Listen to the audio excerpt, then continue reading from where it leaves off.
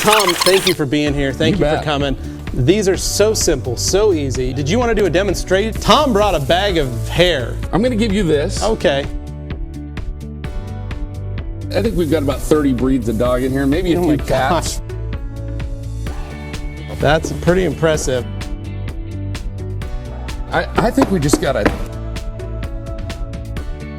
All right. So all we got to do is just come in here like this, and pretty much as fast as we can go through there. But there's just nothing that will create those kind of pet hair removal.